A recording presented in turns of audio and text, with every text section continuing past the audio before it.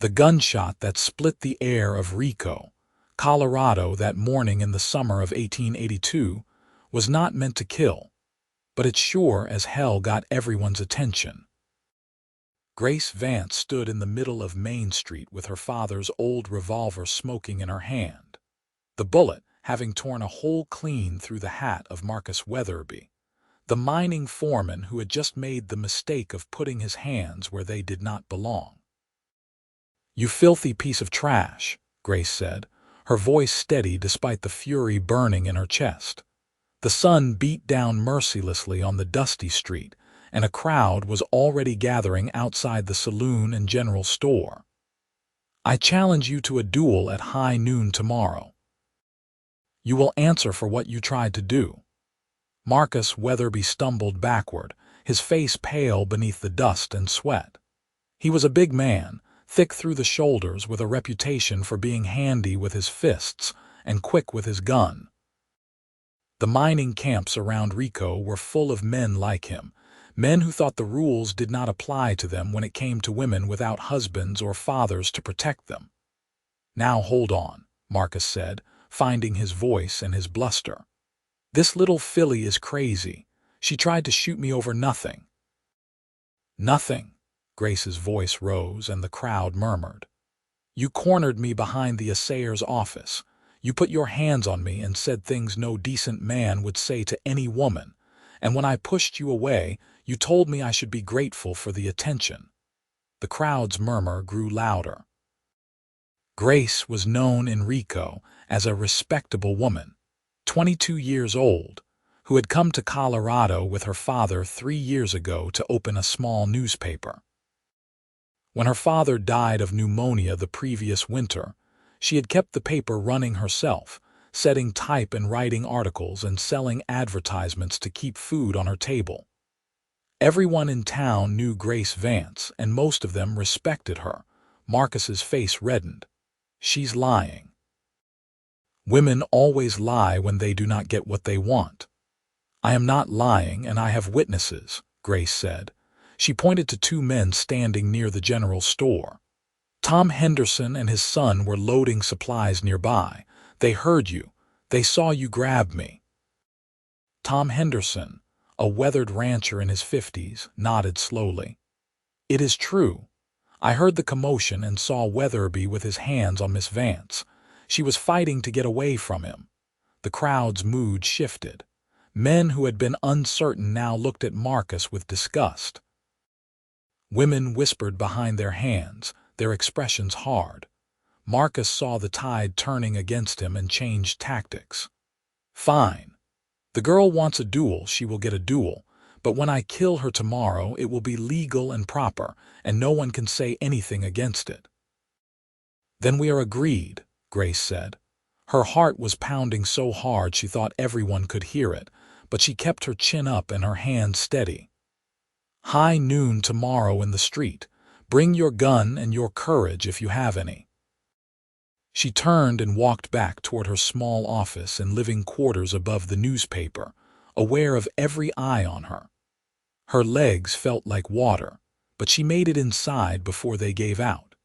She sat down hard on the wooden chair beside her printing press and let the revolver drop onto the desk. What had she done? She knew how to shoot. Her father had taught her, insisting that any woman living in mining country needed to know how to protect herself. But shooting at targets and shooting at a man who was shooting back were 2 entirely different things. Marcus Weatherby was known as a gunfighter. He had killed at least 2 men in fair fights, maybe more. And tomorrow at noon, Grace would have to face him in the street, or she would be branded a coward and her honor would be destroyed anyway. She put her face in her hands and tried not to cry. She would not give Marcus or anyone else that satisfaction. The knock on her door came an hour later. Grace had composed herself by then, had washed her face and changed into a clean dress. She opened the door cautiously and found herself looking at a tall man in dusty trail clothes, with a worn Stetson pushed back on his head and a pair of revolvers riding low on his hips. "Miss Vance," he said. His voice was deep and quiet, with a hint of Texas in the vowels. "My name is Ryan Porter. I was in town when the situation occurred this morning. May I come in and speak with you?" Grace hesitated, then stepped back to let him enter. Ryan Porter moved with an easy, confident grace, like a man who was comfortable in his own skin.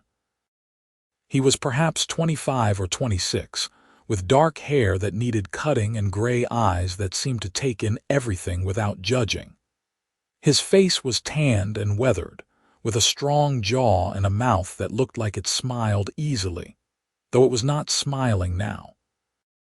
"I do not mean to intrude," Ryan said, removing his hat, "but I wanted to make sure you understood what you are getting into tomorrow." "I know exactly what I am getting into," Grace said, more sharply than she intended. "Marcus Weatherby assaulted me. He needs to answer for that." "I agree with you," Ryan said, and his calm tone took the wind out of her anger. "What he did was wrong, and he deserves to face consequences. But Miss Vance, he is a killer. I have heard of him. He is fast and he does not have a conscience. If you face him tomorrow, he will try to kill you, and he will not lose any sleep over it." "Then, what do you suggest I do?" Grace asked. "Back down.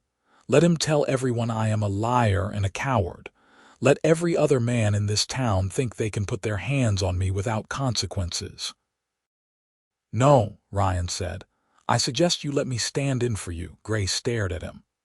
"What? I will be your champion," Ryan said. "It is an old tradition. When someone challenges another to a duel, they can name a champion to fight in their place. You challenged Weatherby. I will fight him for you." "Why would you do that?" Grace asked. "You do not even know me." Ryan was quiet for a moment, turning his hat in his hands. "I have two sisters back in Texas," he said finally. "Both of them have had to deal with men like Weatherby, men who think women are fair game. I was not there to help them. But I am here now, and I can help you." Something in his voice made Grace believe him. She studied his face, looking for signs of deception or ulterior motives, but all she saw was honest concern. "If you do this," she said slowly, "people will talk. They will say I hid behind a man." "Let them talk," Ryan said. "You stood up for yourself. You called him out in front of the whole town. No one who matters will think you are a coward. But there is no shame in accepting help when it is freely offered." Grace thought about it. She thought about standing in the street tomorrow with a gun in her hand, knowing that Marcus Weatherby wanted her dead. She thought about her father, who had raised her to be strong and independent. She thought about the newspaper and how much good she could still do if she lived through tomorrow. "All right," she said. "I accept your offer, but I want to be there tomorrow. I want to watch." "I would not have it any other way," Ryan said. He smiled then, a warm, genuine smile that lit up his whole face. "Get some rest tonight, Miss Vance. Tomorrow this will all be over." That night, Grace could not sleep. She lay in her narrow bed above the newspaper office and listened to the sounds of Rico settling down for the night. The saloons were rowdy until past midnight, with piano music and laughter and occasional shouts. Somewhere a dog barked. The wind rattled the shutters. She thought about Ryan Porter, this stranger who had offered to risk his life for her. She wondered what kind of man did such a thing. She wondered if he would survive tomorrow and what she would owe him if he did. Morning came too quickly. Grace dressed in her best dress, a deep blue cotton with tiny white flowers embroidered on the collar.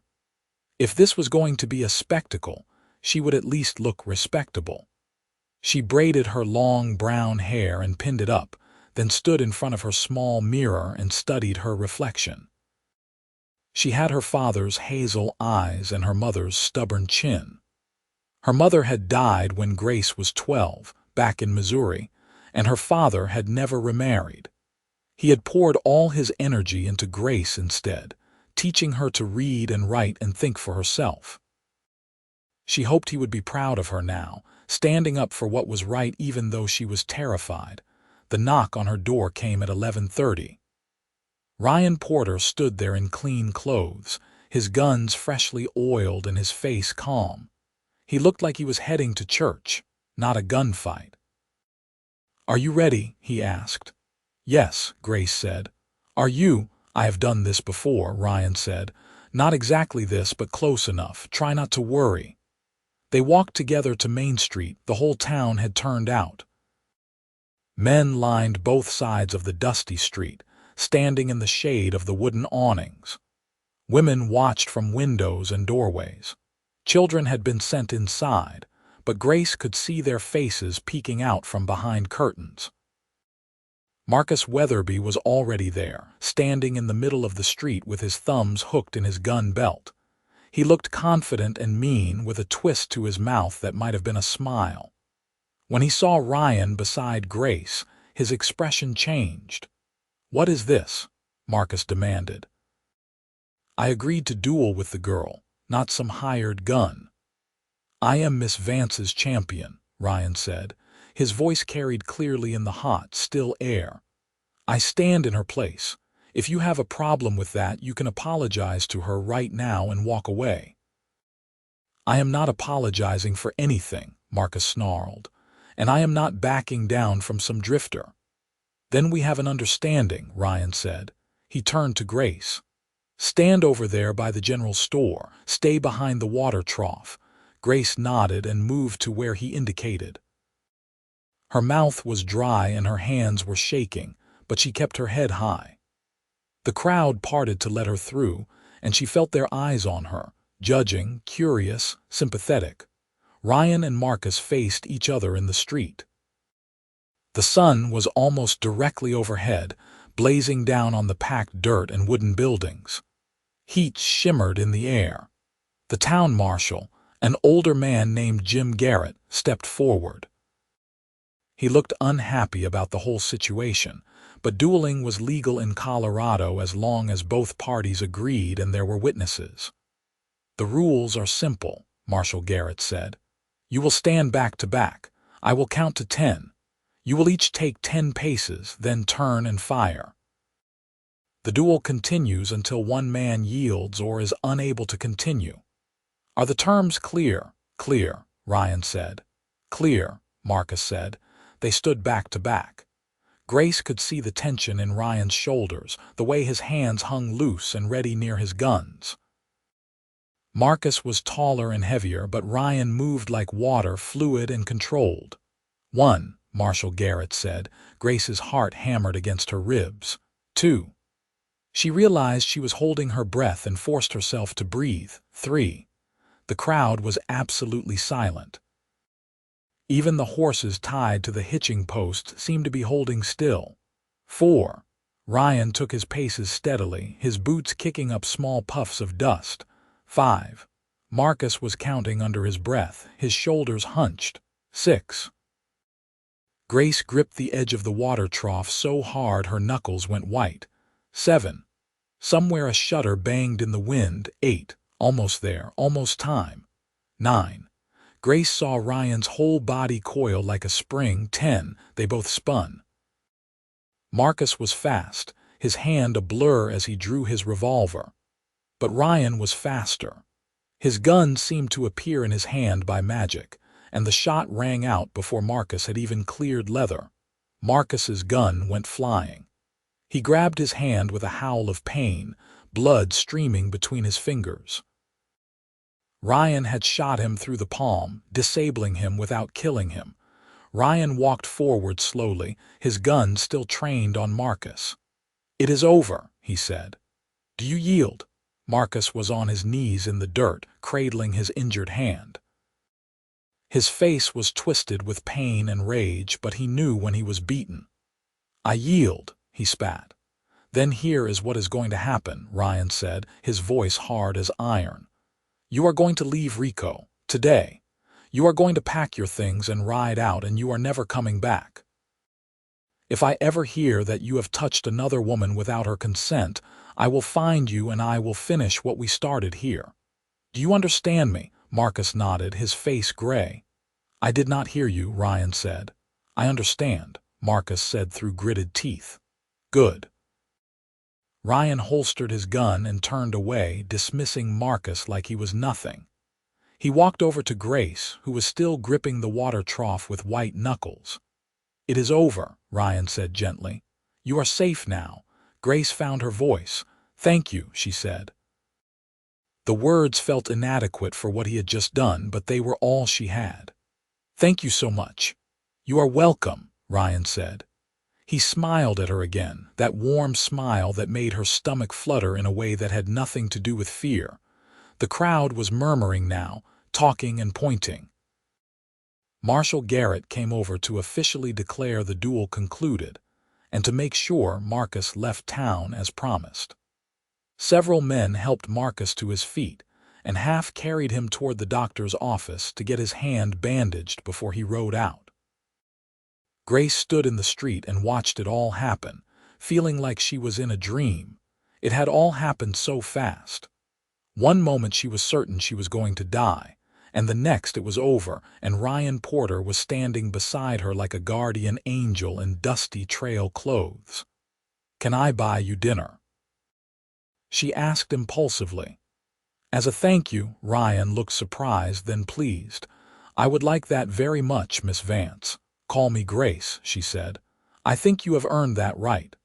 "Grace," he repeated, and the way he said her name made her shiver despite the heat. "Call me Ryan." They went to the only decent restaurant in Rico, a small place run by a widow named Mrs. Chen who served surprisingly good food. Grace ordered pot roast and Ryan ordered steak, and they sat across from each other at a small table by the window and tried to figure out what to say. "How long have you been in Rico?" Grace asked finally, breaking the awkward silence. "I rode in 2 days ago," Ryan said. "I am on my way to California. There is ranch work there, or so I have heard." "You are a cowboy?" Grace asked. "Among other things," Ryan said. "I have worked cattle drives, done some mining, a little bit of everything. I go where the work is." "And the gunfighting?" Grace asked. "You are very good at that." Ryan's expression became guarded. "I learned young," he said. "My father was a Texas Ranger. He taught me to shoot before I could read. After he died, I spent some time as a deputy marshal in several towns. I have seen my share of trouble." "Why did you stop?" Grace asked. Ryan was quiet for a moment, looking out the window at the street where he had just shot a man. "I got tired of the violence," he said finally. "Tired of seeing good people die for no reason. I thought maybe if I moved around enough, stayed out of other people's business, I could leave that life behind." "But you did not stay out of my business," Grace pointed out. "No," Ryan agreed. He met her eyes, and there was something in his gaze that made her breath catch. "I could not. Not when I saw what he did to you. Not when I knew I could help." Their food arrived, and they ate in more comfortable silence. Grace found herself stealing glances at Ryan, noticing the way his hands moved, careful and controlled, the way he listened when she talked about the newspaper and her father and life in Rico. He asked good questions and seemed genuinely interested in her answers. "Why did your father choose Rico?" Ryan asked. "It is pretty remote." "That was exactly why," Grace said. "He wanted to be somewhere new, somewhere he could make a difference. He thought a mining town needed a good newspaper, someone to hold people accountable and report the truth." He was right. There was a lot of corruption here when we first arrived. Mine owners cheating workers, businessmen fixing prices. My father's articles made enemies, but they also made changes. "And you have continued his work," Ryan said. "It was not a question." "I try," Grace said. "It is harder alone. Some people do not like taking a woman seriously, but I am not going to stop just because it is difficult." "I believe you," Ryan said. His smile was warm and admiring. "You are one of the bravest people I have ever met, standing up to Weatherby the way you did in front of the whole town." "That took courage." Grace felt her cheeks heat. "I did not feel brave, I felt terrified." "That is what courage is," Ryan said. "Being terrified and doing the right thing anyway." After dinner, they walked slowly back toward the newspaper office. The sun was starting to sink toward the mountains, painting the sky in shades of orange and pink. Rico looked almost beautiful in the golden light, the rough edges softened by the glow. "When are you leaving for California?" Grace asked, trying to keep her voice casual. Ryan was quiet for a long moment. "I am not sure anymore," he said. "I was thinking maybe I should stay in Rico for a while, see if there is any work here." Grace's heart leaped. "There is always work in a mining town," she said, trying not to sound too eager. "The Silver Bell mine is hiring. And the ranches around here need hands." "That is good to know," Ryan said. They had reached the door to her office. He stopped and turned to face her, his hat in his hands. "Grace, I want to be honest with you. I am staying because of you. I know we just met, but I would like to get to know you better, if that is something you would want." Grace felt like the ground had shifted beneath her feet. She had been attracted to men before, had even been courted a time or two back in Missouri before her mother died. But this feeling was different, stronger, like standing at the edge of a cliff and wanting to jump. "I would like that," she said. "I would like that very much." Ryan's face lit up with that smile she was already coming to love. "Then I will see you tomorrow," Grace agreed. She watched him walk away down the street, his silhouette dark against the sunset, and wondered what she had just gotten herself into. The next day, Ryan came by the newspaper office in the morning. Grace was setting type for the next edition, her fingers black with ink. She looked up when he knocked, and her heart did that strange fluttering thing again. "Morning," Ryan said. "I found work at the Silver Bell mine. They need someone to help with security, make sure the payroll makes it from the bank to the mine without getting robbed. It is not fancy, but it pays decent." "That is wonderful," Grace said. She wiped her hands on her apron. "Does this mean you will be staying in town, for a while at least?" Ryan said. "I found a room at the boarding house on 3rd Street. Mrs. Murphy has a room to rent, and she seems like a good sort." "She is," Grace said. "She makes excellent biscuits. If you are on her good side, she will sometimes give you extra at breakfast." They smiled at each other, and the air between them felt charged with possibility. Over the next few weeks, Ryan became a fixture in Grace's life. He would stop by the newspaper office in the evenings after his work at the mine was finished, and they would talk while Grace set type or wrote articles. He was easy to talk to, with a dry sense of humor that made her laugh and a thoughtful way of looking at things that challenged her thinking. He told her about growing up in Texas, about his father the ranger and his mother who had died when he was young. He told her about his sisters, Sarah and Margaret, who were both married now with families of their own. He told her about the places he had been, and the things he had seen, the good and the bad. Grace told him about her childhood in Missouri, about her mother's death and how it had changed her father. She told him about the decision to come west, about the first terrifying months in Rico, when everything was new and strange. She told him about the loneliness of the past winter after her father died, the nights when she had cried herself to sleep wondering if she could keep the newspaper going alone. "You are stronger than you think," Ryan said one evening as they sat on the steps outside her office, watching the stars come out over the mountains. "Your father would be proud of you." "I hope so," Grace said. She leaned against his shoulder without thinking and felt him stiffen slightly in surprise, then relax. His arm came around her shoulders, warm and solid. "He would be," Ryan said quietly. "I am sure of it." They sat like that for a long time, not speaking, just being together. Grace felt something loosening in her chest, some tight knot of grief and fear that she had been carrying alone for too long. The town began to notice their growing closeness. Mrs. Murphy at the boarding house teased Ryan about his evening disappearances. "Tom Henderson," The rancher who had witnessed Marcus's assault made approving comments when he saw them together. Even Marshal Garrett nodded benevolently when they passed him on the street, but not everyone was pleased. There was a group of miners who had been friends with Marcus Weatherby, and they muttered darkly about outsiders who thought they could come in and change things. And there was Horace Blackwell, the owner of the Silver Bell mine, who seemed to take a personal interest in Grace's newspaper that made her uncomfortable. "He keeps asking me to dinner," Grace told Ryan one evening. "I have turned him down 3 times, but he does not seem to understand the word no." Ryan's jaw tightened. "Do you want me to talk to him?" "No," Grace said quickly. "I can handle Horace. I just needed to complain about it." But Horace Blackwell was not easily discouraged. He was a wealthy man in his 40s, used to getting what he wanted.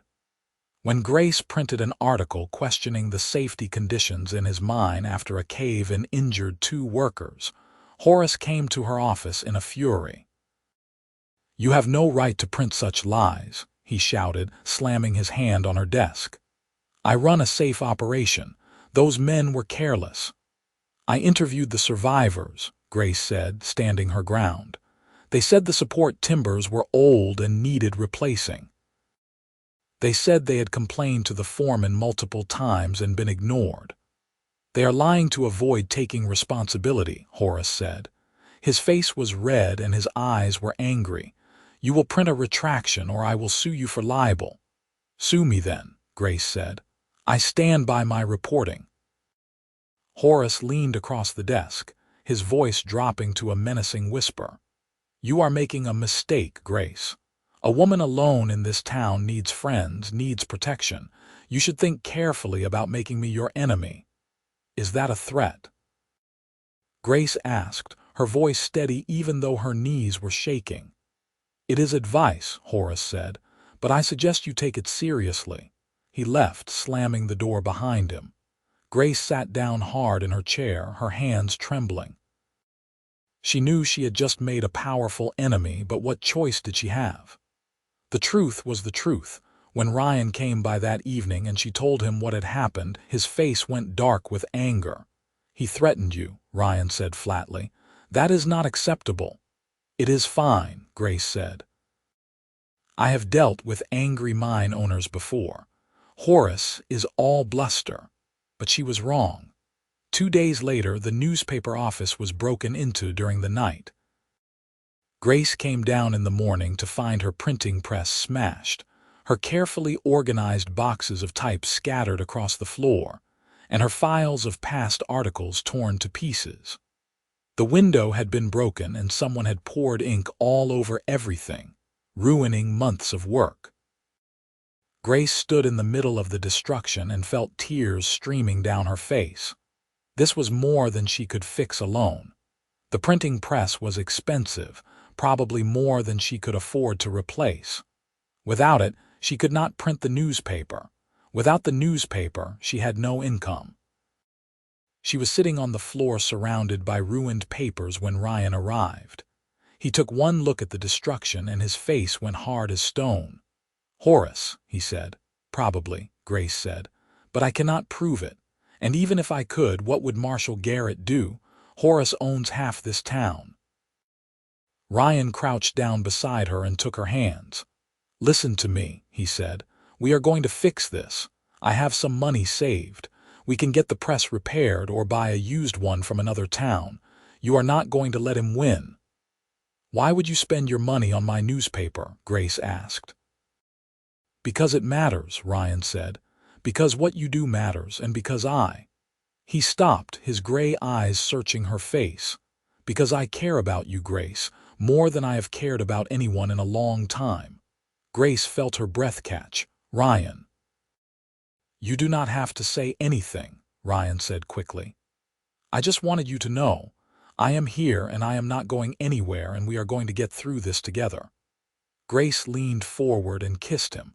It was impulsive and probably unwise, but she did not care. His lips were warm and he tasted like coffee and hope. He made a surprised sound, then kissed her back, his hand coming up to cup her cheek. When they finally pulled apart, they were both breathing hard. "I care about you too," Grace said, in case that was not clear. Ryan laughed, a real laugh full of joy and relief. "It is clear now." They spent the rest of the day cleaning up the office. Several townspeople stopped by when they heard what had happened, offering help and expressing outrage. Tom Henderson brought tools to fix the broken window. Mrs. Murphy brought sandwiches and lemonade. Even Marshal Garrett came by, looking troubled. "I know you cannot prove who did this," the marshal said, "but I will be keeping a closer eye on certain people from now on." It took Ryan 2 weeks to find a used printing press in a town 50 miles away. He rode there and back, arranging for it to be transported to Rico by freight wagon. The cost was considerable and Grace insisted on paying him back, but Ryan refused. "Consider it an investment," he said, "in the newspaper and in us." The "us" made Grace's heart sing. The new press arrived and was installed in the office. It was older than the previous one and had a few quirks, but it worked. Grace printed the next edition of the newspaper with an article about the break-in, carefully worded to avoid libel but making it clear that someone wanted to silence her. The town rallied around her. People bought extra copies of the newspaper and made a point of congratulating her on the street. Several businessmen canceled their contracts with the Silver Bell mine in protest. Horace Blackwell found himself suddenly unpopular, and his attempts to court Grace became even more ridiculous. Summer turned to fall. The aspens on the mountainsides turned gold, and the air grew crisp with the promise of winter. Grace and Ryan's relationship deepened from friendship to something more. They were careful about propriety, both aware that the town was watching, but everyone could see they were courting. Ryan asked her to the harvest dance in October, and Grace said yes. She wore her best dress, a green silk that had been her mother's, and Ryan showed up in clean clothes with his hair slicked back and looking almost nervous. "You look beautiful," he said when he saw her. "You clean up pretty well yourself," Grace said, taking his offered arm. The dance was held in the town hall, with tables of food and a small band playing fiddle music. Grace had not been to a dance since before her father died, and she had forgotten how much fun it could be. Ryan was a good dancer, moving with the same fluid grace he showed in everything else. They danced and laughed and ate apple pie, and for a few hours Grace forgot about the newspaper and the pressure and the constant worry. She just let herself be happy. "I need to tell you something," Ryan said as they stood outside in the cool night air, taking a break from the crowded hall. "I have been thinking about the future." Grace's heart started to pound. "What about it?" "I want to stay in Rico," Ryan said. "Not just for a few months, but permanently. I want to build a life here, and I want to build that life with you if you will have me." Grace felt tears prickling her eyes, but they were happy tears this time. "Are you asking what I think you are asking?" "Not yet," Ryan said, a smile playing at his lips. "When I ask you properly, it will be romantic and memorable, and I will have a ring. This is just me making sure I am not completely crazy for hoping you might say yes when I do ask." "You are not crazy," Grace said softly. She reached up and touched his face, feeling the rough stubble on his jaw. "When you ask me properly, I am going to say yes." Ryan's smile was brilliant in the moonlight. He pulled her close and kissed her, and Grace felt like she was flying. Winter came to Rico with a vengeance. Snow piled high in the streets and the temperature dropped below zero at night. The mines kept operating, but everything else slowed down. Grace kept publishing the newspaper, though distribution was harder when the roads were blocked with snow. Ryan moved from the boarding house to a small cabin on the edge of town, insisting that he needed more space. Grace suspected he was planning something, but she did not ask. She trusted him. Christmas came, and with it a surprise. Ryan showed up at her office on Christmas Eve with a package wrapped in brown paper. "Open it," he said, his eyes dancing with excitement. Inside was a beautiful leather-bound journal with her initials embossed on the cover in gold. "For your writing," Ryan said. "I know you write articles for the newspaper, but I thought maybe you had other stories you wanted to tell." "It is perfect," Grace said, running her fingers over the smooth leather. "Thank you. There is more," Ryan said. He pulled out a smaller package from his coat pocket and knelt down on one knee. Grace's breath stopped. "Grace Vance," Ryan said, opening the small box to reveal a simple gold band with a small diamond.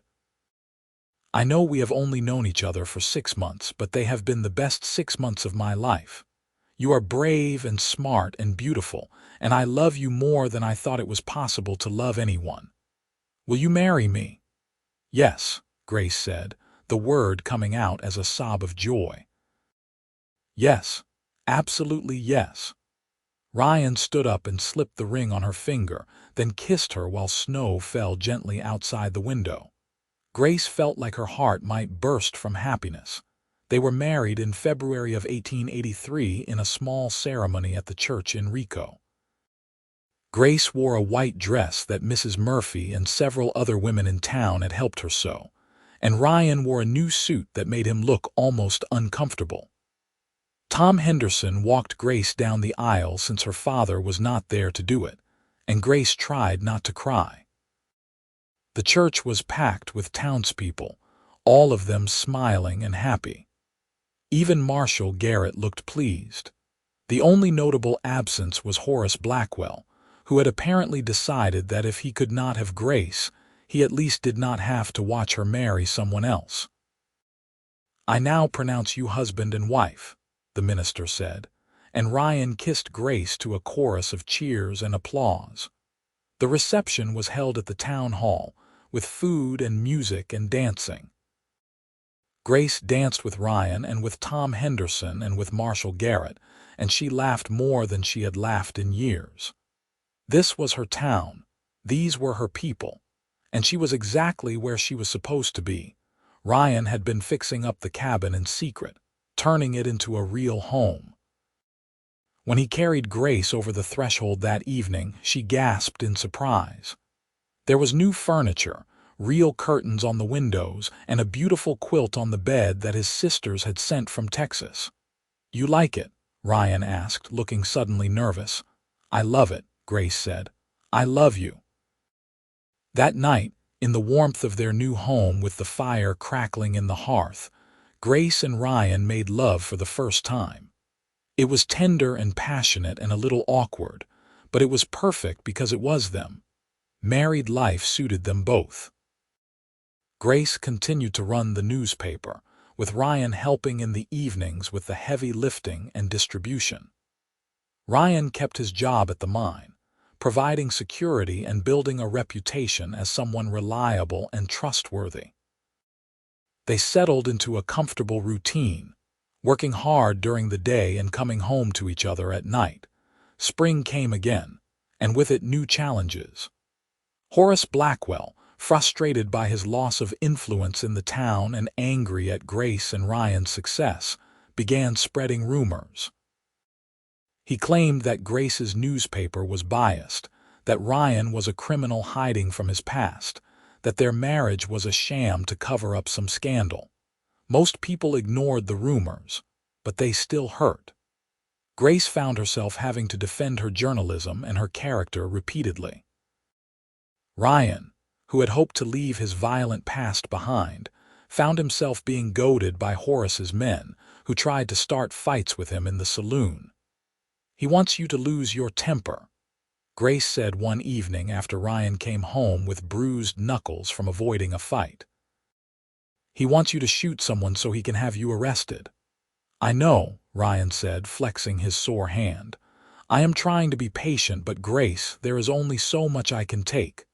"I know," Grace said. She thought for a moment. "Maybe it is time to fight back, but not with guns, with words." Over the next week, Grace investigated Horace Blackwell's business practices more thoroughly than she ever had before. She interviewed miners who had been cheated of their wages. She talked to families of men who had died in cave-ins that Horace had covered up. She examined public records and found evidence of fraud and corruption. The article she finally printed was devastating. It laid out, in careful detail with supporting evidence, a pattern of criminal behavior spanning years. Horace Blackwell was revealed as a thief, a liar, and a man who valued profit over human life. The response was immediate. The federal marshal from Denver arrived in Rico within a week to investigate. Several miners filed lawsuits. The owners of the Silver Bell mine, who lived back east and had trusted Horace to manage their investment, fired him and hired new management. Horace tried to fight back, but the evidence was overwhelming. He was arrested and charged with fraud and manslaughter. His trial was held in Denver, and he was convicted and sentenced to 10 years in prison. Grace felt no joy in his downfall, only relief that he could not hurt anyone else. "You did a good thing," Ryan told her the night they heard about the conviction. "You made this town safer. You gave those miners justice." "We did it together," Grace said. "I could not have done any of this without you." That summer, Grace discovered she was pregnant. She was nervous at first, worried about how she would manage the newspaper with a baby, but Ryan was thrilled. "We will figure it out," he said, his hand on her still flat stomach. "We always do." Their son was born in March of 1884, during a late spring snowstorm. The labor was long and difficult, but when Grace finally held her baby boy in her arms, all the pain was forgotten. He had Ryan's gray eyes and Grace's dark hair, and he was the most beautiful thing she had ever seen. They named him Thomas, after Tom Henderson, who had become like a father to both of them.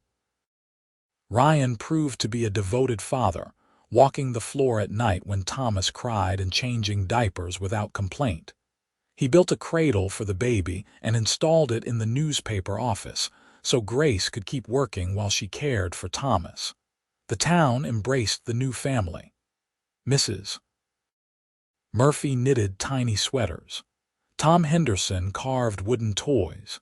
Even Marshall Garrett stopped by with a small silver cup engraved with Thomas's name. Grace found herself happier than she had ever imagined possible. She had her work, which she loved. She had a husband who supported her and made her laugh. She had a healthy, beautiful son. Life was good over the next few years. Their family grew. A daughter named Rose was born in 1886, with blonde hair and hazel eyes and a laugh that sounded like music. Another son, called Daniel, arrived in 1888, quieter than his siblings but with a thoughtful nature that reminded Grace of her father. The newspaper continued to thrive. Grace hired an assistant to help with the printing, a young man from Denver who was learning the trade. This gave her more time to write articles and spend with her children. Ryan was eventually promoted to manager of security for the Silver Bell mine, with a substantial increase in salary. This allowed them to buy a larger house on the outskirts of Rico, with enough room for their growing family and a real office for Grace's writing. The town of Rico changed too. More families moved in, and more businesses opened. A proper school was built, and Grace served on the school board. The rough mining camp gradually transformed into a real community, a place where people raised families and built futures. Through it all, Grace and Ryan's love deepened and grew. They had their disagreements, of course.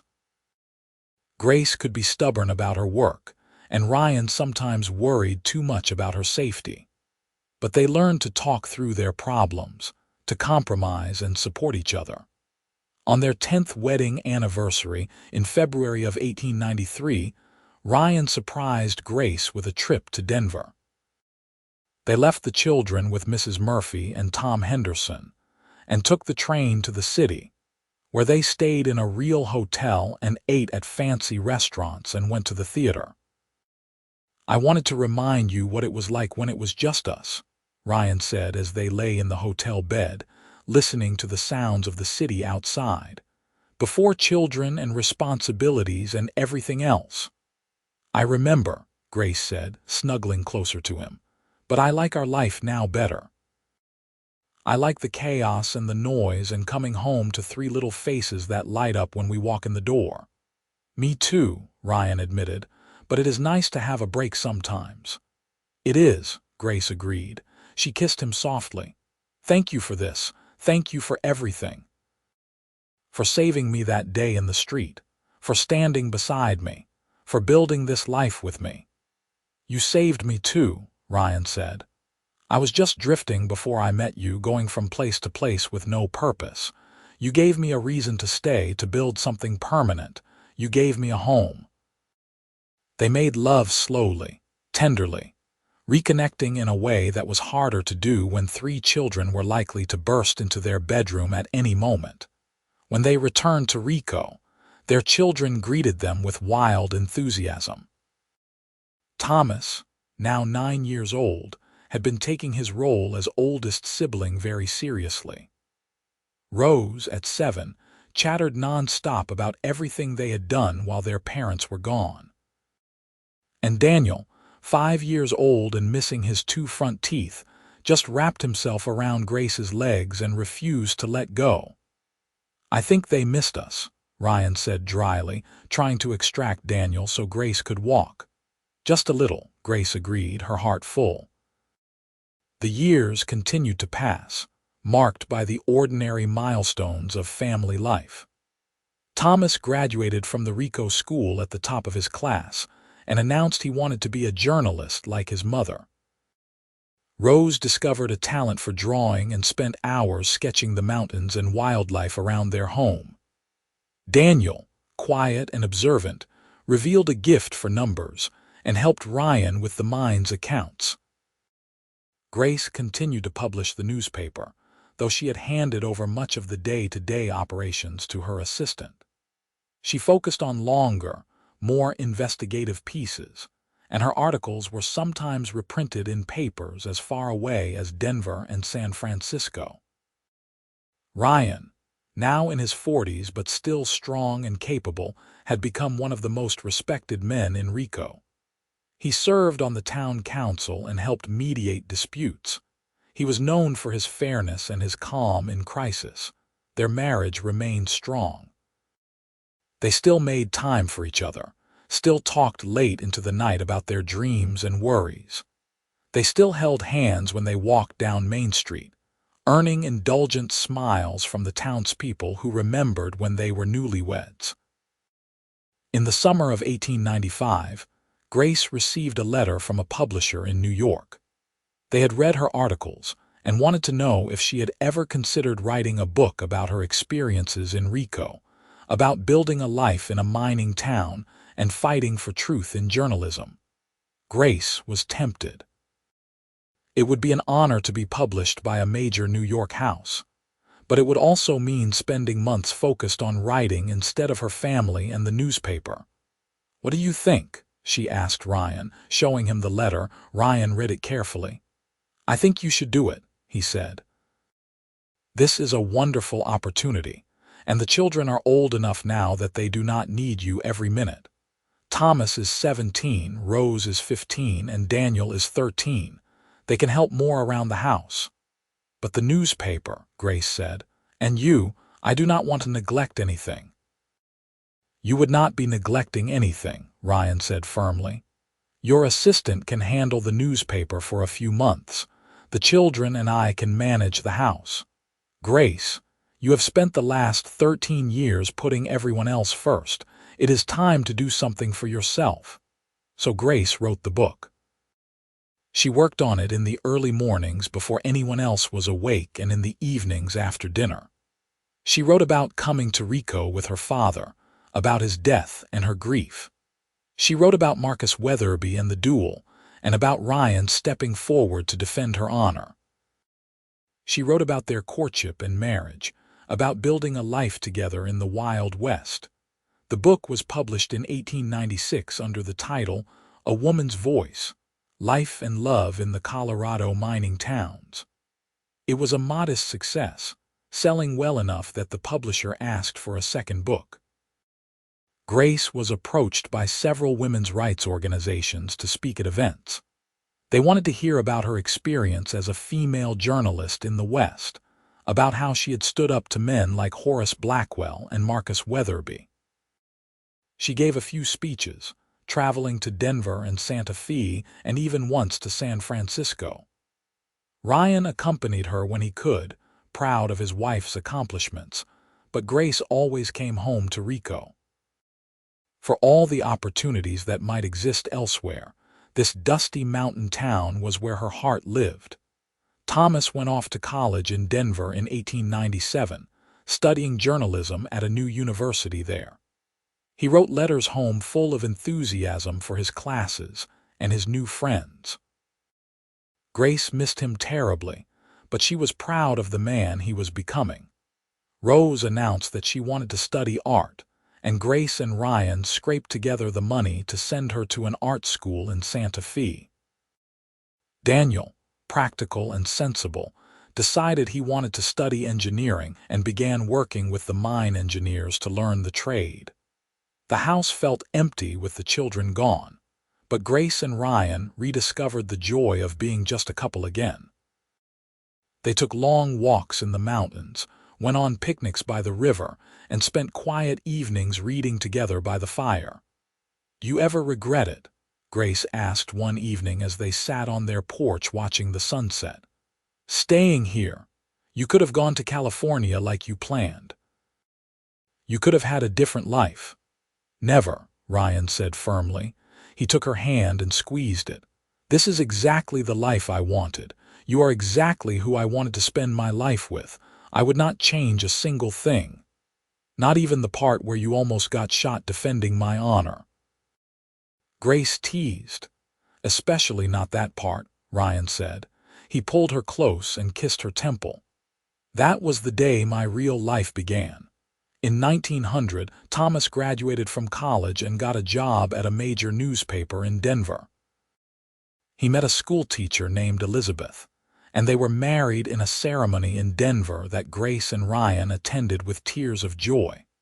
Rose finished art school and moved back to Rico, where she opened a small gallery and taught art classes to local children.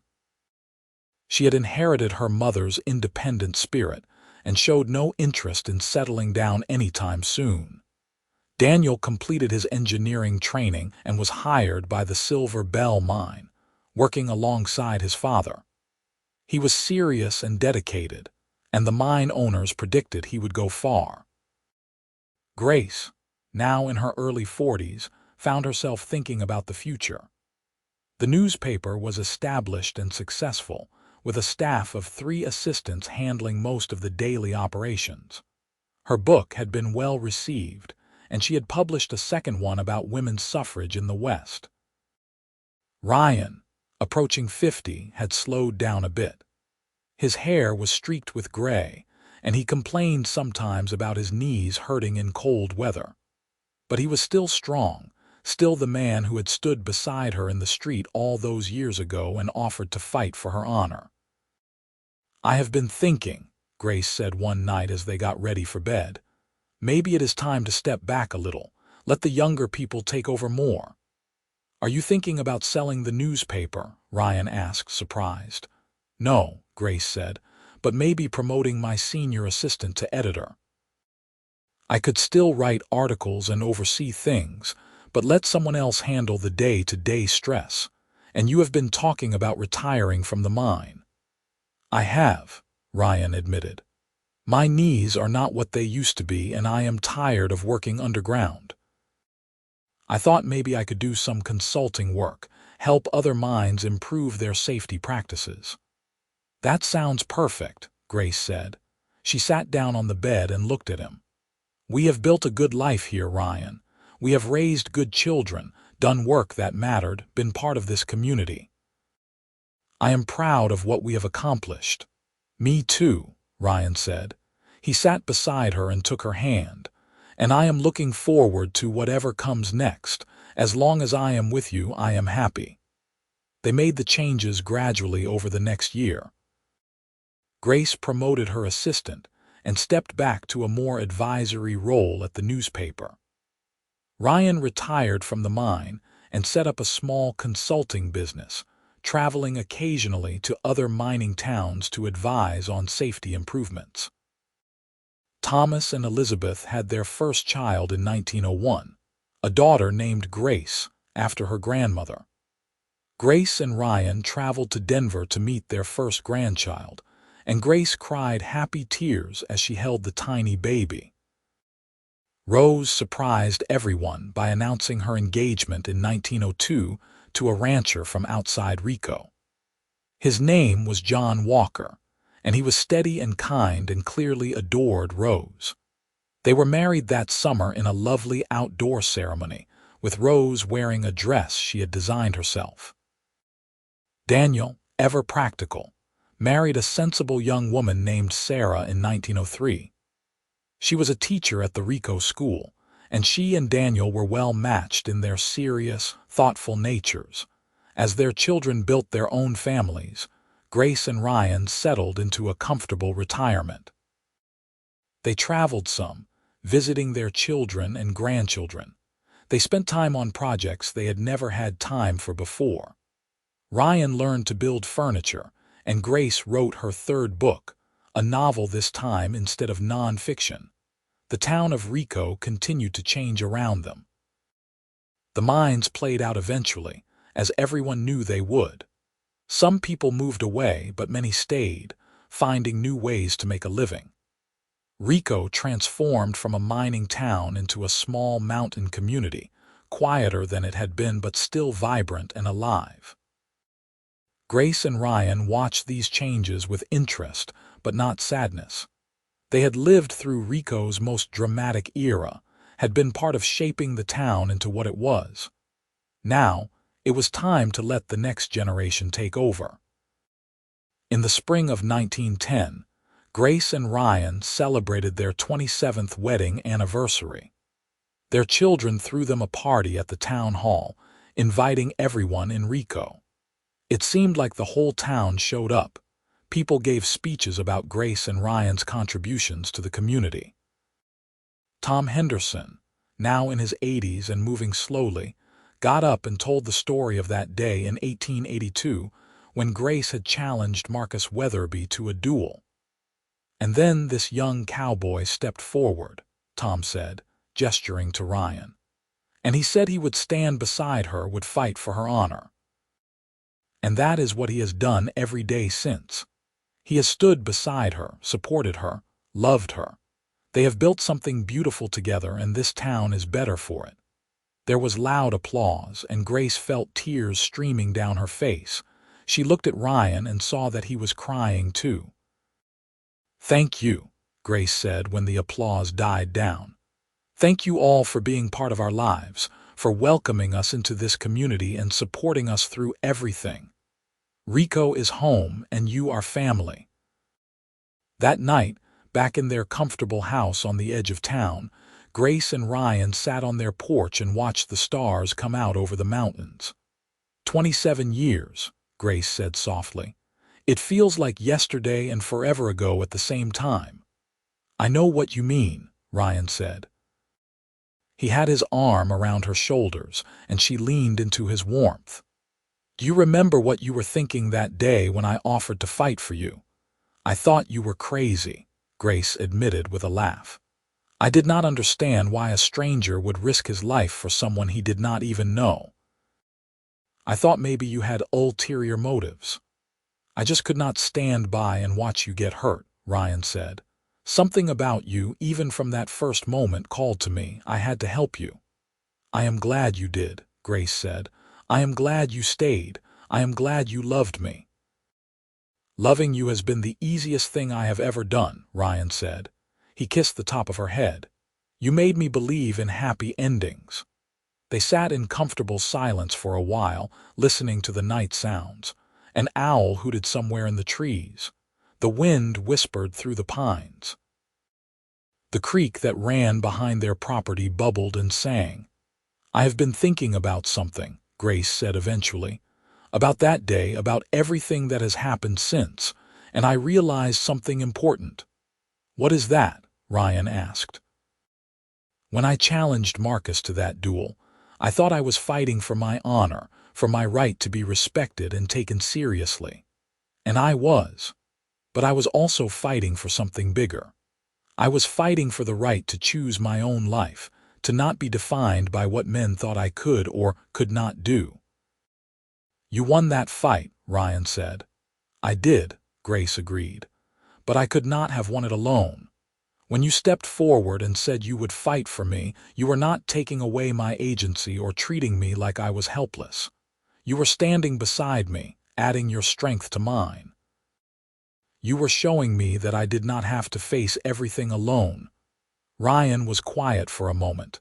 "I never thought about it that way," he said. "I just wanted to help you."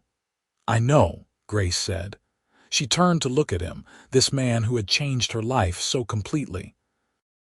His hair was more gray than dark now, and there were lines around his eyes and mouth. But he was still the same Ryan who had knelt in her office and offered to be her champion, still the same man who had stood in the street and faced down a killer without flinching. "I love you," Grace said. "I have loved you from almost the beginning, and I will love you until the day I die." "And I love you," Ryan said. "Always have, always will." They kissed, tender and sweet, a kiss that held 27 years of love and laughter and struggles overcome together. The years that followed were peaceful and happy. Grace and Ryan's family continued to grow. Thomas and Elizabeth had 3 more children. Rose and John had twin boys. Daniel and Sarah had 2 daughters. Grace and Ryan became beloved grandparents, always ready with stories and cookies and gentle wisdom. Grace continued to write, publishing articles occasionally and working on her memoirs. Ryan stayed busy with his consulting work and his woodworking, creating beautiful furniture that their children and grandchildren treasured. They traveled when they could, visiting places they had always wanted to see. They went to San Francisco and saw the ocean. They visited Texas so Ryan could show Grace where he had grown up. They went to Washington, D.C., and Grace met with other women journalists who had read her books. But they always came back to Rico, to their home in the mountains where their life together had truly begun. In the summer of 1915, the town threw a celebration for Grace and Ryan's 32nd wedding anniversary. It was also, though no one said it directly, a celebration of their lives and their contributions to the community. Both of them were slowing down now, moving more carefully, their hair completely white and their faces deeply lined. The whole family gathered in Rico for the occasion. Thomas came from Denver with Elizabeth and their children. Rose and John came from their ranch with the twins, now rowdy teenagers. Daniel and Sarah were already there, since they still lived in town with their daughters. There were grandchildren running everywhere, laughing and playing. There were old friends telling stories and sharing memories. There was food and music and joy. Grace stood with Ryan's arm around her waist and looked at everything they had built, everyone they had touched. This family, these friends, this community. All of it had started with a single moment of courage, with her standing in the street and refusing to be silenced, and with Ryan stepping forward to stand beside her. "Are you happy?" Ryan asked softly, his lips close to her ear. "I am the happiest woman alive," Grace said. She turned to him and smiled. "Thank you for giving me this life. Thank you for standing beside me." "I will always stand beside you," Ryan said, "until the very end and beyond." "I know," Grace said. "I have always known." They stayed that way for a long moment, holding each other while their families celebrated around them. 2 people who had found each other against all odds, who had built a love that lasted, who had created something beautiful and lasting out of courage and trust and hope.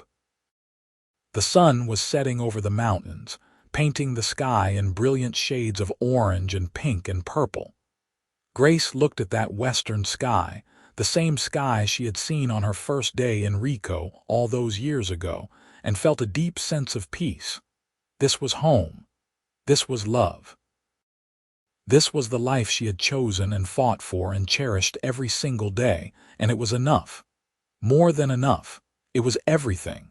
As the stars began to appear in the darkening sky, the party continued. Children chased fireflies. Adults told stories and laughed. Music played. And in the middle of it all, Grace and Ryan stood together, their hands clasped, their hearts full, their love as strong as it had been that first day when a cowboy had stepped forward and changed everything by simply saying, "I will stand beside you." Years continued to flow like the creek behind their house, steady and sure. Grace and Ryan grew older together with Grace, still holding hands on their evening walks, still finding reasons to laugh. Their children visited often, and their grandchildren brought endless joy with their energy and curiosity. Grace published her memoir in 1918, a comprehensive look at her life in Rico and her journey as a journalist and woman in the West. The book was widely praised and was even used in some colleges as a text about women's history. She received letters from women across the country telling her that her story had inspired them to pursue their own dreams. Ryan's consulting work eventually wound down as he approached his 70s, but he never stopped being active in the community. He served on various committees and helped younger men learn skills and trades. He built a workshop behind their house where he spent hours creating beautiful pieces of furniture, each one a labor of love. In 1920, women finally won the right to vote with the passage of the 19th Amendment. Grace, now 60 years old, cast her first vote in a national election that November with tears streaming down her face. Ryan stood beside her at the polling place, squeezing her hand as she filled out her ballot. "Your father would be so proud," Ryan whispered. "All your fighting, all your writing, all your work, it mattered." "We did it together," Grace reminded him. "I could never have kept going without you." Their love story became something of a legend in Rico. Young couples would ask them for advice, wanting to know the secret to such a long and happy marriage. Grace and Ryan's answer was always the same: trust, respect, and choosing each other every single day, even when things were difficult. "Love is not just a feeling," Grace would say. "It is a choice you make over and over. It is standing beside each other through everything life throws at you." "It is being partners," Ryan would add. "Equal partners who support each other's dreams and lift each other up." Thomas became a successful journalist in Denver, eventually rising to editor of a major newspaper. Elizabeth was a beloved teacher who influenced hundreds of students. Their children grew up to be doctors and teachers and artists. Rose's art gained recognition beyond Rico. Her paintings of the Colorado mountains were displayed in galleries in Denver and Santa Fe. She and John raised their twin boys on the ranch, teaching them to love the land and respect the work. Daniel became the chief engineer at the Silver Bell mine, implementing safety practices that saved countless lives. He and Sarah were pillars of the community, always ready to help neighbors in need. Their daughters both became teachers like their mother. Grace and Ryan watched all of this with pride and satisfaction. They had raised good children who were raising good children in turn. Their legacy would continue long after they were gone. In the spring of 1925, Grace and Ryan celebrated their 42nd wedding anniversary. It was a quiet celebration, just family at their house. Grace was 65 now and Ryan was 68. They moved more slowly than they once had, and both dealt with various aches and pains. But their minds were still sharp and their love was still strong. 42 years, Ryan said as they sat together on their porch that evening watching the sunset. We have been married for 42 years. It feels impossible. We were so young when we met, Grace said. I was 22 and thought I knew everything. You were 25 and so calm and sure of yourself. I was not that sure, Ryan admitted with a chuckle. I was terrified when I offered to fight for you. I had no idea if I would survive that duel. But you did it anyway, Grace said. You stood beside me and said, I am next. You changed my whole life with those words. You changed mine too, Ryan said. He brought her hand to his lips and kissed it gently. You gave me a home and a purpose and a reason to be better than I thought I could be. They sat in comfortable silence, watching the mountains turn purple in the fading light. After 42 years of marriage, they did not always need words. Sometimes just being together was enough. The seasons continued their eternal cycle. Summer gave way to fall, fall to winter, winter to spring. Grace and Ryan lived through each season together, adapting to the changes that age brought but never losing the essential connection between them. In the winter of 1927, Ryan caught pneumonia. Grace nursed him through it with fierce determination, refusing to let him give up. She sat by his bedside day and night, reading to him and holding his hand and reminding him that she needed him to stay with her. I am not ready to let you go, she told him one night when his fever was high and he seemed to be drifting away. We still have more life to live together. More sunsets to watch, more grandchildren to meet. You have to fight, Ryan. You have to stay with me. Whether it was her words or sheer stubbornness or just not being his time yet, Ryan recovered. By spring he was back on his feet, though he moved more carefully and tired more easily. You saved my life, he told Grace. Again, just like you have been saving me every day since we met. We save each other, Grace said. That is what love is. Their youngest grandchild was born in 1928, a girl named Grace Ryan after both her grandparents. When they held her for the first time, both of them cried happy tears. The baby had Grace's hazel eyes and Ryan's dark hair, a perfect blend of them both. Our legacy, Ryan whispered, looking at the tiny face. She will grow up hearing stories about us. About the woman who challenged a man to a duel and the cowboy who stood beside her. I hope she grows up brave, Grace said. I hope she knows she can be anything she wants to be. She will, Ryan said confidently. Look at the family she is being born into. Strong women and good men who respect them.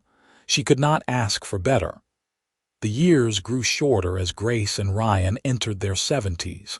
They spent most of their time at home now, surrounded by family and friends. Their house was always full of visitors, grandchildren running through the rooms, the smell of fresh baked bread and brewing coffee.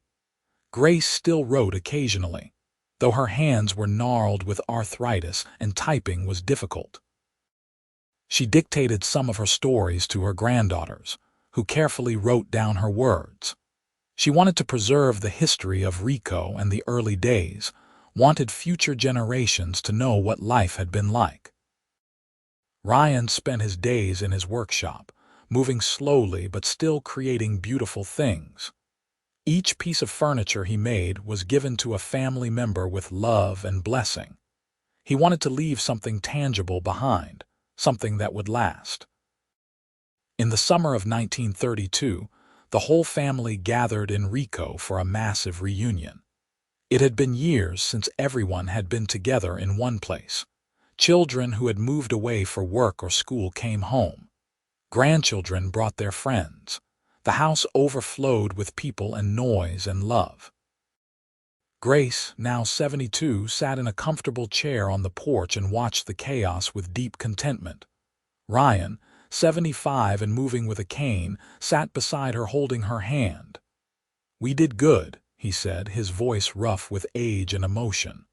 "Look at all of this. All these people. All this love. We built this." "We did," Grace agreed. "From one moment of courage, from you standing beside me when you had no reason to, we built all of this." Thomas came over with his youngest son, a boy of 12 who was fascinated by history. Grandpa, will you tell the story again?"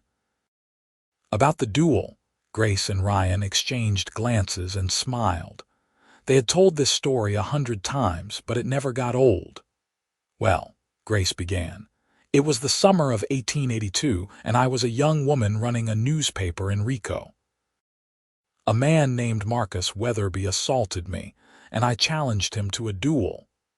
She was the bravest woman I had ever seen," Ryan continued, "standing in the middle of Main Street with a smoking gun, demanding justice. I knew right then I had to help her." "He came to my office and offered to be my champion," Grace said. "He said he would fight Marcus for me. I was so scared and so grateful." "I was scared too," Ryan admitted, "but I could not let her face that danger alone, so I stood in the street at high noon and I faced Marcus Weatherby." "And you shot him," the boy said excitedly. "You won the duel." "I did," Ryan said. "But the real victory was not in the shooting. It was in showing Grace that she did not have to face the world's cruelty alone. It was in standing beside her and saying, 'I am next. I will fight for you.' And we have been fighting together ever since," Grace said, squeezing Ryan's hand. "Through all the joys and sorrows, the triumphs and struggles, always together, always standing beside each other." The boy listened with wide eyes, then ran off to tell his cousins the story. Grace watched him go with a smile. "They will remember," she said softly. "Long after we are gone, they will remember our story and tell it to their children." "Good," Ryan said. "I want them to know that love like ours is possible. That you can find your person and build a life together and be happy. I want them to know that courage and honor and standing up for what is right still matter." As the sun set that evening, the family gathered for a big outdoor dinner. Tables were set up in the yard, covered with food that everyone had brought to share. Children ran and played. Adults talked and laughed. Music played from someone's radio. Grace and Ryan sat at the head of the main table, watching over their family like the patriarch and matriarch they had become. Every person there was connected to them was part of the legacy they had built together. After dinner, Rose stood up and raised her glass. "I want to make a toast," she said, her voice carrying across the yard. Everyone quieted down to listen. "To my parents," Rose said, looking at Grace and Ryan with tears in her eyes. "To two people who showed all of us what real love looks like. Who taught us to be brave, to stand up for what is right, to support each other through everything. You have given us the greatest gift parents can give their children. You have shown us how to love well." To Grace and Ryan, everyone chorused, raising their glasses. Grace felt tears running down her face, but she was smiling. Ryan's arm was around her shoulders, strong and steady as it had been for 50 years. "Thank you," Grace said, her voice shaky with emotion.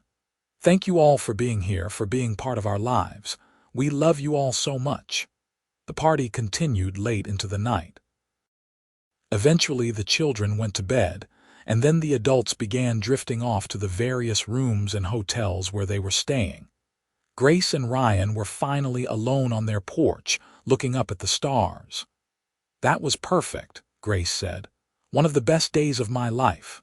"Mine too," Ryan agreed. He pulled her closer.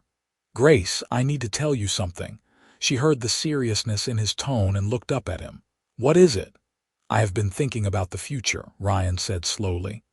"About what comes next. I am 75 years old and I am tired. My body is wearing out. I do not know how much longer I have." "Do not talk like that," Grace said, fear clutching at her heart. "We have to talk about it," Ryan said gently. "We both know we are not going to live forever. And I need you to know that whatever time I have left, however long or short, I am grateful for every moment. You have given me the most wonderful life, Grace. I have no regrets." "Neither do I," Grace whispered. "Except that I wish we could have more time. 1,000 more years would not be enough." "Then we will have to make the most of whatever time we have," Ryan said. He kissed her forehead. "I love you, Grace Vance Porter. I have loved you since the day I met you, and I will love you for all eternity." "I love you too," Grace said. "Always and forever." They sat together under the stars, holding each other close, treasuring each moment they had been given together. Ryan lived for 3 more years. They were good years, filled with quiet joy and the presence of family. He and Grace spent their days together, talking and reading and simply being in each other's company. They took short walks when the weather was good. They sat on their porch and watched the mountains change with the seasons.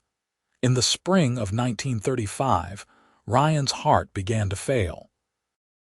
The doctor said there was nothing to be done. He was 78 years old and had lived a long, full life. Now it was time to let go. Grace refused to accept it at first.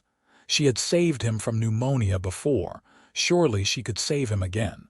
But Ryan was at peace with what was coming. "Grace," he said one afternoon as they sat together in their bedroom, the spring sunshine streaming through the windows, "I need you to promise me something." "Anything," Grace said, holding his hand tightly. "When I am gone, I need you to keep living," Ryan said. "Do not shut yourself away. Keep writing, keep being part of this community, keep seeing our family. You have too much to give to let grief stop you." "I do not know how to live without you," Grace said, tears streaming down her face. "You have been beside me for more than 50 years. How do I do this alone?" "You are the strongest person I know," Ryan said. "You challenged a man to a duel for your honor. You built a newspaper and raised a family and changed this whole town. You can do anything, Grace. And you will not be alone. You have children and grandchildren and great-grandchildren who love you. You have friends and a community, and you will have your memories of us, of everything we built together." "It is not enough," Grace sobbed. "I need you." "I will always be with you," Ryan promised. "In every sunset over the mountains, in every story you tell about the old days. In the faces of our grandchildren. I will be there, Grace. Always." Ryan Porter died on a beautiful May morning in 1935, with Grace holding his hand and all their children gathered around his bed. His last words were, "I love you," spoken to Grace with the last of his strength. Grace felt like her heart had been torn out. The world seemed gray and empty without Ryan in it. But she remembered her promise to him, and she forced herself to keep going. The funeral was attended by the entire town of Rico and people from all over Colorado. Ryan had touched so many lives, had helped so many people. Story after story was told about his kindness, his integrity, his courage. Grace stood at the graveside and watched as they lowered Ryan's coffin into the ground. She thought about that day 53 years ago when he had stepped forward to defend her honor, when he had changed the course of both their lives. She thought about every moment they had shared since then, every laugh and tear and kiss and conversation. "Thank you," she whispered as the first shovelful of earth fell on the coffin. "Thank you for standing beside me. Thank you for loving me. Thank you for everything." The months after Ryan's death were difficult. Grace moved through them in a haze of grief, going through the motions of living but not really feeling alive. Her family surrounded her with love and support, making sure she ate and slept and did not spend too much time alone. Slowly, gradually, Grace began to find her way back to life. She started writing again, beginning a new project about Ryan and their life together. She wanted to preserve every memory, every detail, wanted future generations to know what an extraordinary man he had been. She spent time with her grandchildren and great-grandchildren, telling them stories about their grandfather. She wanted them to know Ryan as she had known him, brave and kind and funny and strong. She volunteered at the library and the school, sharing her love of books and learning with children. She attended town council meetings and continued to advocate for the issues she cared about. Grace lived for 10 more years after Ryan's death. They were not easy years, and she never stopped missing him, but they were good years nonetheless. She published her book about their life together, and it became her most successful work. She saw more grandchildren born and watched the older ones start families of their own. She remained in their house on the edge of Rico, surrounded by Ryan's furniture and their shared memories. On warm evenings, she would sit on the porch and talk to Ryan as if he were still beside her, telling him about her day and about the family, and about the town they had both loved. In the summer of 1945, Grace Vance Porter died peacefully in her sleep at the age of 85. She was buried next to Ryan in the Rico cemetery, their headstones side by side just as they had been side by side in life. Her funeral was as well attended as Ryan's had been. Their children, now elderly themselves, stood at the graveside and wept for the loss of their remarkable mother. Their grandchildren and great-grandchildren filled the cemetery, 3 generations who existed because a woman had stood up for her honor and a cowboy had stood beside her. Thomas, now in his 60s, gave the eulogy. "My mother was extraordinary," he said, his voice thick with emotion. "She faced down bullies and corruption. She built a newspaper that changed this town. She raised 3 children and loved them fiercely, but her greatest accomplishment was her love story with my father." He paused, looking at the 2 headstones. "They showed all of us what real love looks like. Not the easy, romantic love of fairy tales, but the hard, daily choice to stand beside someone through everything, to support each other's dreams, to lift each other up, to fight together against whatever the world threw at them. They met because my mother was brave enough to demand justice, and my father was brave enough to stand beside her and say, 'I am next.' And from that single moment of courage, they built a lifetime of love. They built this family. They left us a legacy of strength and integrity and devotion that will last for generations." "Thank you, Mom," Thomas said, his voice breaking. "Thank you for everything. Thank you for showing us how to live with courage and love with our whole hearts. Thank you for the example you and Dad gave us. We will carry your story forward, and we will make sure that no one ever forgets the woman who challenged a man to a duel and the cowboy who stood beside her." As the mourners filed past the graves, each placing a flower or saying a quiet goodbye, the sun began to set over the mountains. The sky turned brilliant shades of orange and pink and purple, just as it had on that evening 53 years ago when Grace and Ryan had celebrated their 10th anniversary and reaffirmed their love for each other. And if you listened carefully, in the whisper of the wind through the pines and the bubble of the creek behind their house, you could almost hear 2 voices, joined together in eternal harmony, still standing beside each other, still loving each other, still together as they always had been and always would be. Their story became legend in Rico and beyond. Books were written about them. Historians studied Grace's newspapers and writings. Their house was eventually turned into a museum, preserving the legacy of 2 remarkable people who had helped shape the American West. And every year on the anniversary of that fateful day in 1882, people gathered in Rico to remember the woman who had the courage to stand up for herself, and the cowboy who had the courage to stand beside her, and to celebrate the incredible love story that had grown from that single moment of bravery.